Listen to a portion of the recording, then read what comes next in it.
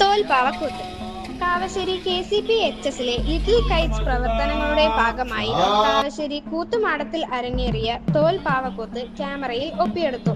കാവശ്ശേരി പരക്കാട്ട് ഭഗവതി ക്ഷേത്രത്തിലെ പൂരമഹോത്സവത്തിന് മുന്നോടിയായി കൂത്തുമാടത്തിൽ 7 ദിവസങ്ങളിലായാണ് ഇത് അരങ്ങേറുന്നത്. കൂനത്തറ രാമചന്ദ്ര പുലവരും സംഘവുമാണ് ഈ വർഷം ഇത് അവതരിപ്പിച്ചത്. 2000-ലേറെ വർഷം പഴക്കമുള്ള ഈ കലാരൂപത്തിന്റെ ഉത്ഭവം പാലക്കാട് ജില്ലയിലാണ്. ഭഗവതി അഥവാ ഭദ്രകാളി ക്ഷേത്രങ്ങളിലാണ് ഇത് നടത്തുന്നത്.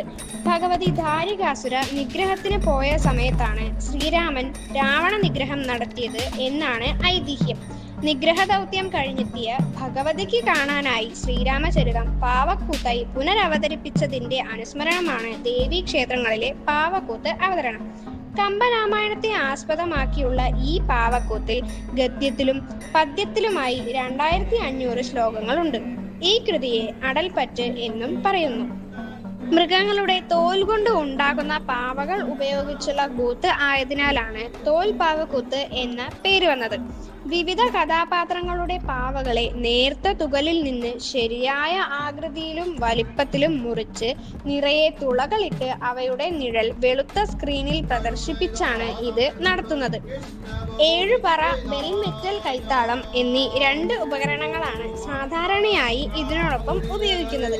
ചില പ്രത്യേക അവസരങ്ങളിൽ ചെണ്ട, മദ്ദളം, പൈപ്പ് എന്നിവയും ഉണ്ടായിരിക്കും. തിരശീലയുടെ മുഴുവൻ നീളത്തിലും ഏകദേശം 12 മീറ്റർ. പാവകളെ അവതരിപ്പിക്കുന്നതിന് കുറഞ്ഞത് 5 കലാകാരന്മാരും 2-3 പേർ ശ്ലോകങ്ങൾ അവതരിപ്പിക്കുന്നതിനും വേണം. പാലക്കാടുള്ള കൂനത്തറ കുടുംബമാണ് കേരളത്തിൽ പൈതൃകമായി തോൽപ്പാവക്കൂത്ത് കൈമാറി വരുന്നത്. ക്ഷേത്രങ്ങൾക്ക് പുറമെ ഇന്ത്യക്ക് അകത്തും പുറത്തും നിരവധി സ്റ്റേജ് പരിപാടികളുമായി ഇത് അവതരിപ്പിക്കുന്നുണ്ട്. നമ്മുടെ നാടിന്റെ തനത് കലാരൂപങ്ങളെ കുറിച്ച് കൂടുതൽ മനസ്സിലാക്കാൻ പുതുതലമുറയ്ക്ക് കഴിയണം എന്ന ഓർമ്മപ്പെടുത്തലോടെ നിങ്ങൾക്ക് മുന്നിൽ പ്രദർശിപ്പിക്കുന്നു.